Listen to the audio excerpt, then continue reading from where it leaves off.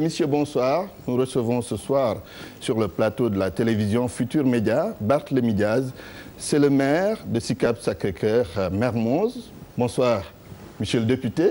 Bonsoir, cher Antoine. Oui, alors, l'actualité politique a été dominée aujourd'hui par le Parti socialiste avec les sorties de certains de vos responsables. Critique par endroits. Alors, que veut le Parti socialiste ? Mais le Parti socialiste veut servir le Sénégal qu'il a construit et je pense que c'est une ambition légitime et je pense que le Parti socialiste est toujours cohérent dans son discours.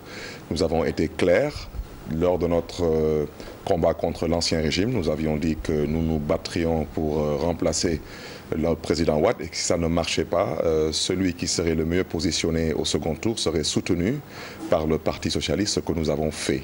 Nous n'avons jamais renoncé à nos ambitions et nous n'avons jamais dit que le Parti socialiste n'aurait aucune autre ambition, aucun autre projet politique que de soutenir un allié ou un quelconque parti politique. Oui, vous avez pour ambition de reconquérir le pouvoir.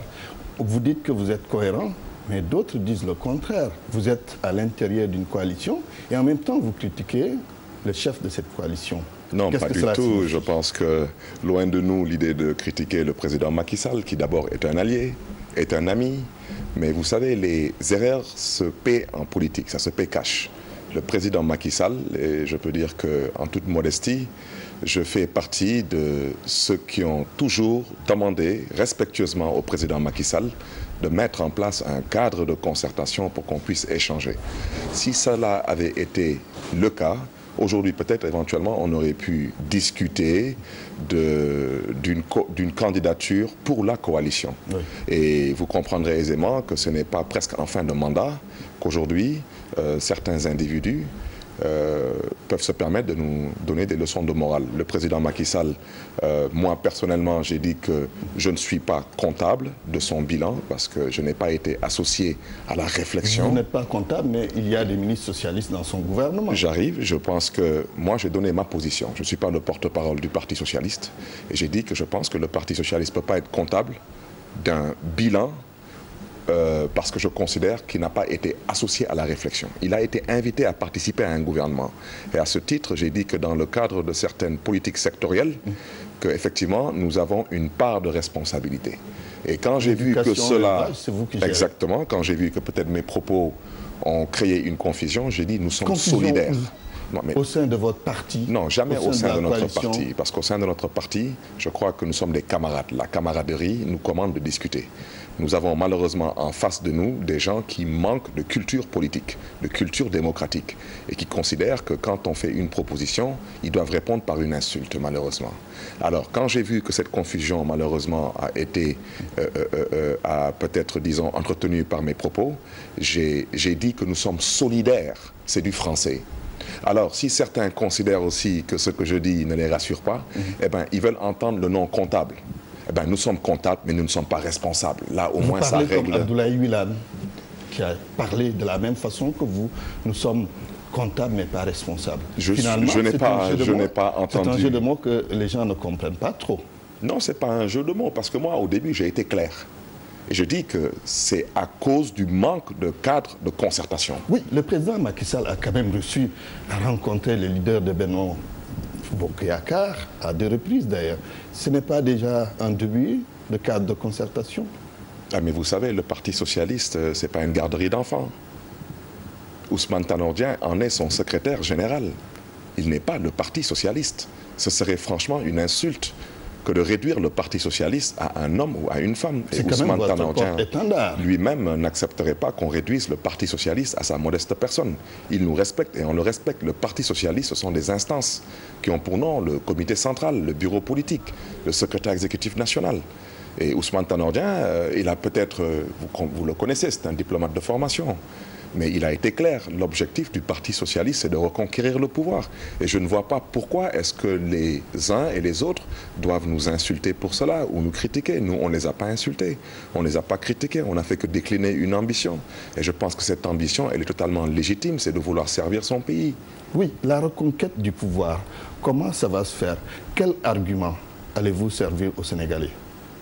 Mais écoutez, je crois que nous sommes dans une république, les Sénégalais vont juger. D'abord qu'on nous permette déjà de développer nos idées dans un premier temps. Le moment venu, le Parti socialiste, à travers un congrès d'investiture, choisira l'homme ou la femme qui va porter les couleurs du Parti socialiste. Et à travers, bien sûr, un projet politique, nous allons venir vers les Sénégalais, les Sénégalaises, dans le cadre d'une coalition, parce que nous sommes à l'ère des grands ensembles, et puis proposer aux Sénégalais, une fois de plus, une alternative crédible. Et nous pensons que nous avons le bon profil pour pouvoir incarner cette alternative crédible. Oui, vous parlez de profil. Barthélémy Diaz, est-ce que vous pouvez nous dresser le portrait du futur candidat du Parti socialiste à la prochaine élection présidentielle? Ah, mais cher Antoine, j'aurais souhaité que ce soit Barthélémy Diaz. Mais vous savez, le moteur et l'ambition est le moteur de la vie. Le Parti socialiste regorge de fortes personnalités, hommes et femmes, adultes et aussi jeunes, qui sont capables aujourd'hui de pouvoir se présenter devant les Sénégalais et de pouvoir leur décliner un projet de société fiable, viable et éventuellement durable. Sincèrement, vous aspirez à être le candidat du Parti socialiste en 2017? Je n'ai aucune ambition, mais j'ai déjà été clair. J'ai dit que je suis originaire du département de Dakar, je suis originaire de la région de Dakar, et je crois que si Ousmane Tanor Dieng reste dans sa position, sur sa même posture, c'est qu'il n'envisage pas de se présenter, oui. Mais je me battrai. Non, je pense que le moment venu, Ousmane Tanor Dieng est originaire d'un département, Mbour. Il est originaire d'une région. Le Parti socialiste, c'est une grande démocratie à l'interne. Malheureusement, nous sommes des incompris. Mais moi, le moment venu, déjà tout le monde sait ce qui me lie à Ousmane Tanor Dieng. C'est plus que du militantisme, ce qui me lie à cet homme. C'est un homme à qui je dois énormément. Et je le dis en tout endroit et en tout moment. Une relation affectueuse entre vous. C'est une relation affective et affectueuse. Alors, voilà. Si ce n'est pas Ousmane Tanor Dieng, certainement votre grand frère, puisque vous parlez de relations affectives ou affectueuses entre vous et Ousmane Tanor Dieng, pourquoi pas Khalifa Sall comme candidat du Parti socialiste? C'est ce qu'il faut envisager? Mais d'abord, Khalifa Sall est le responsable du département de Dakar, mais ce n'est pas le président de l'Union régionale de Dakar. C'est pourquoi je vous ai dit, nous sommes originaires d'une région. Le président, c'est le député Mar Diouf, un homme désintéressé. Comprenez seulement que si une fois de plus, on nous donne l'opportunité au niveau de Dakar, nous allons réfléchir sur une candidature sérieuse à proposer au Parti socialiste. Et j'ai toujours dit que Ousmane Tanor Dieng ne sera jamais un facteur bloquant à l'émancipation du Parti socialiste. Ce n'est pas un homme de calcul, ce n'est pas un homme de deal, ce n'est pas aussi un homme qui parle beaucoup. C'est la raison pour laquelle peut-être les uns et les autres tapent un peu trop sur le Parti socialiste. C'est un homme assez réservé de par sa formation et je crois que le moment venu, une fois de plus, nous, il ne va pas nous surprendre. Il va peut-être surprendre les autres, mais il ne nous surprendra pas. Et le plus important, c'est que les Sénégalais sachent que nous nourrissons une ambition pour ce pays que nous avons construit. Et aujourd'hui, nous considérons qu'il y a des politiques qui sont développées et qui ne sont pas développées avec intelligence. Parce que je donne souvent des exemples. Aujourd'hui, peut-être, il y a une actualité, c'est en grande partie pour nous le foncier. J'ai toujours dit, aujourd'hui, le président Macky Sall a mis l'accent sur la baisse du loyer. J'en suis fier parce que moi-même, je crois qu'en tant que locataire, je l'ai ressenti. Mais je dis que je souhaiterais que ma génération puisse avoir les mêmes privilèges que la génération de mon père. Ça veut dire qu'on puisse avoir accès au logement à travers les programmes qui ont été développés par la SICAP, par la SCAT-URBAM, par la SNHLM avec la location-vente. Ça, je donne un simple exemple. C'est par exemple sur le volet de l'habitat. On peut parler de l'éducation, on peut parler d'autres politiques sectorielles où on n'a pas la même approche que les libéraux. Et le président Macky Sall, je le félicite au passage parce que je sais qu'il travaille dur, mais vous savez, diriger un pays, c'est autre chose. Oui. Alors, quand on pense qu'on n'a pas besoin de se concerter avec ses alliés, il faut qu'on ait aussi quelque part l'humilité d'assumer pleinement son bilan. Oui. Et aujourd'hui, je crois que vous, les journalistes, vous ne me laisserez pas dire n'importe quoi. Je crois que vous n'avez jamais reçu un communiqué de presse de la coalition Benno Bokk Yakaar. Vous n'avez jamais été invité à couvrir une manifestation du cadre de concertation de Benno Bokk Yakaar, et à défaut d'avoir été associé à une concertation, au moins qu'on nous concède la liberté de pouvoir avoir un choix. Le choix, c'est de pouvoir nourrir une ambition pour le Sénégal. Le plus souvent, c'est de ne pas le dire entre alliés et de le dire dans les médias. C'est le reproche que les gens de l'APR vous font. même si vous parlez de cadre de concertation. Vous savez, cher Antoine, je n'ai eu le privilège qu'une seule fois d'être reçu par M. Macky Sall depuis qu'il est président de la République. Ah oui. Voilà. Et pourtant, j'ai demandé à plusieurs reprises de le rencontrer. Mais semble-t-il qu'il est assez occupé pour peut-être me recevoir. Mais je vais vous dire une chose. Peut-être je vais regarder droit dans la caméra si le président Macky Sall m'écoute. Le Parti socialiste aura un candidat, si Dieu le veut. À moins que quelque chose d'extraordinaire se passe dans ce pays. Et quiconque s'amusera à faire croire au président Macky Sall que le Parti socialiste n'aura pas de candidat, j'invite le président Macky Sall à retenir ce que je lui dis. Parce que ce que je dis, je ne porte peut-être pas la parole du Parti socialiste, mais ce que je dis, c'est ce que pensent tous les socialistes qui sont une fois de plus animés par l'idéologie du socialisme. Oui, vous êtes en train de poser là les germes d'une rupture entre vous et le président Macky Sall, sans vouloir quand même prendre l'initiative de cette rupture, n'est-ce pas? Mais pas du tout. Nous avons été invités et à ce titre, nous remercions le chef de l'État de nous avoir fait l'honneur de pouvoir, dans un gouvernement, servir notre pays. Et je crois que pour le Sénégal, tous les sacrifices en valent la peine. Nous avons été, je pense que l'éducation nationale, c'est tout de même un sacrifice. L'élevage, ce n'est pas un secteur facile.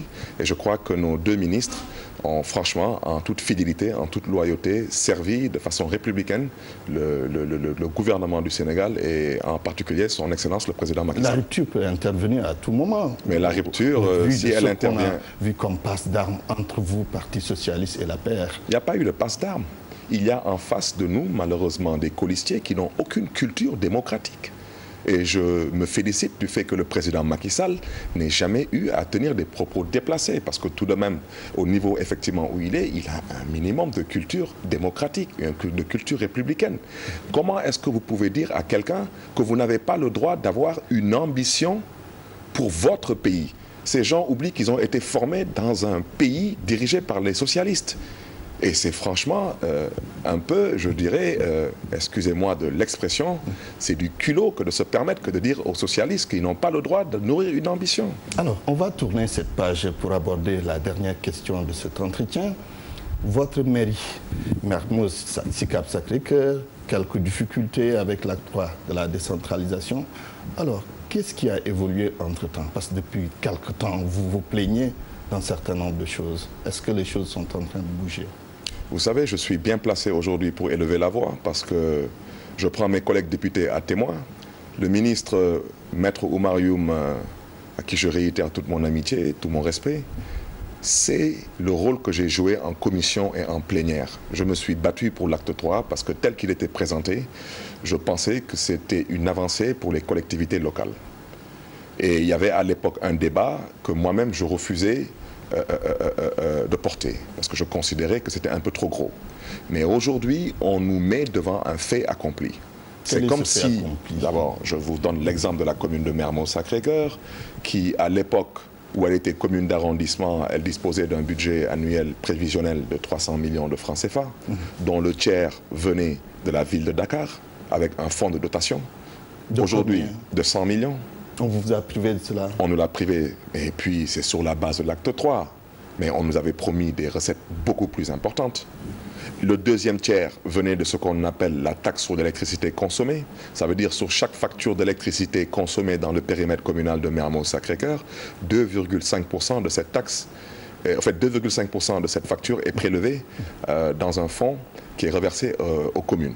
Cette taxe aussi, et vous ne l'avez pas reçue? On ne l'a pas. Depuis que je suis maire, c'est combien, moi je suis à 110 millions. 110 millions. 110 millions, c'est le deuxième tiers. Déjà, vous perdez 200 millions de francs CFA. Voilà.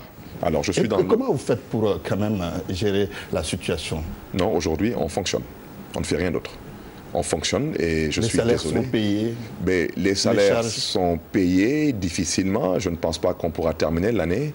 Et ce que je dis, c'est valable pour toutes les collectivités locales, particulièrement à Dakar.